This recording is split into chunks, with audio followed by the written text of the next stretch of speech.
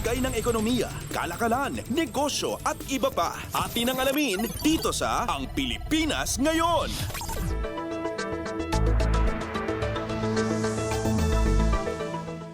Magandang araw, narito na po ang Balitang Business. Babagal palalo ang paglago ng ekonomiya ng Pilipinas ngayong taon at sa taong 2024 sa gitna ng malakas na external headwinds at ang katapusan ng revenge spending. Sa isang ulat, sinabi ng Global Source Partners na binabaan nila ang tansya nila sa Gross Domestic Product o GDP ng bansa sa 5.2% para sa taong kasalukuyan mula sa 5.5%. Binabaan din nila ang GDP forecast para sa taong 2024 sa 5% mula sa 5.8%. Subalit pasok pa rin ang projection ng Global Source sa target ng gobyerno na 6 hanggang 7% ngayong taon at 6.5 hanggang 8% para sa susunod na taon. Lumawak ang ekonomiya ng bansa sa mas mababa sa inaasahang 4.3% nitong second quarter, ang pinakamabagal sa loob ng 2 taon. Para sa unang kalahati ng taon, nasa 5.3% ang GDP ng Pilipinas. Dapat lumaki sa 6.6% ang GDP ng bansa sa ikalawang bahagi ng taon para makamit ang target ng gobyerno. Samantala, ganun pa rin ang inflation forecast ng Global Source para sa taon na ito na aabot ng 5.5%, habang binabaan nila ang kanilang tansya para sa 2024 sa 3.3% mula sa 3.5%. Nag-average sa 6.8% ang inflation rate sa unang 7 buwan ng taon, kung saan nasa ibabaw pa rin ito sa binagong forecast ng Bangko Sentral ng Pilipinas o BSP na 5.6% para sa buong taon. Lagay ng ekonomiya, kalakalan, negosyo at iba pa. Atin ang alamin dito sa Ang Pilipinas Ngayon.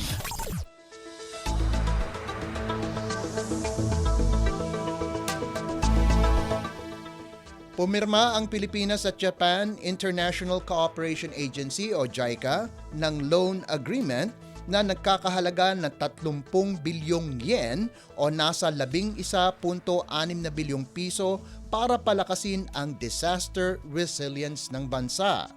Sa isang pahayag, sinabi ng Department of Finance o DOF na ang loan ay para mapabilis na makarecover ang pagkatapos ng mga kalamidad sa pamamagitan ng pagsulong sa mga aksyon sa polisiya ng Disaster Risk Reduction and Management o DRRM at palakasin ang disaster preparedness sa pamamagitan ng pagbigay ng quick disbursing budget support. Pinirmahan ni Finance Secretary Benjamin Diokno at JICA Senior Vice President Nakazawa Keiichiro ang kasunduan nitong linggo sa Tokyo, Japan.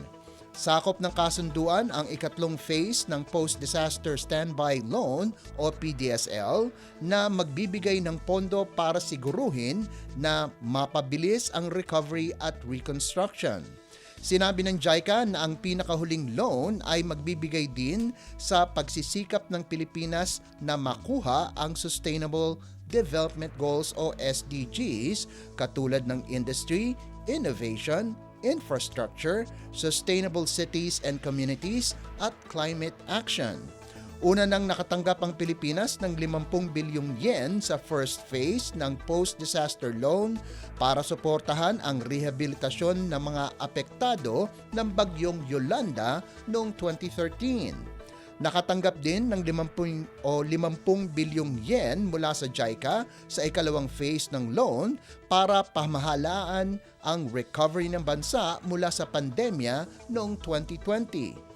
Ayon sa JICA, ang Pilipinas ang pinakamalaking tumatanggap ng programa ng ahensya sa Timog Silangang Asya na nagkakahalaga ng 418 bilyong yen noong 2022.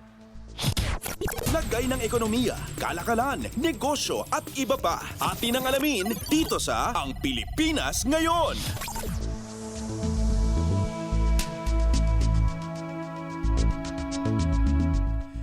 Nahigitan ng Bureau of Internal Revenue o BIR ang kanilang collection target nitong Hulyo kung saang pinaigting na ahensya ang kanilang kampanya laban sa mga bumibili at nagbebenta ng pekeng resibo.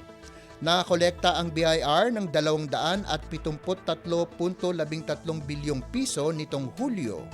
Linagpasan nito ng mahigit 5% sa target nilang 250.71 bilyong piso. Mas mataas din ito ng 38.37% o 75.73 bilyong piso sa koleksyon nila noong kaparehong buwan ng nakalipas na taon. Sa unang 7 buwan ng taon, ang gross collections ng BIR ay tumaas ng 12.21% sa 1.49 na trilyong piso.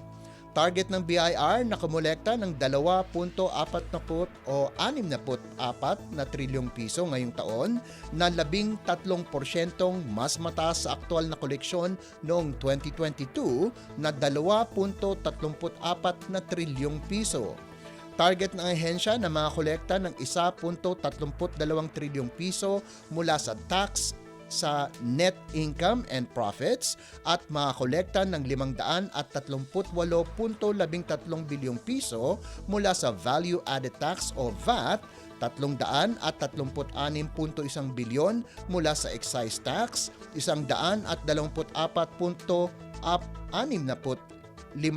bilyong piso mula sa percentage taxes at 224.15 bilyong piso mula sa iba pang taxes.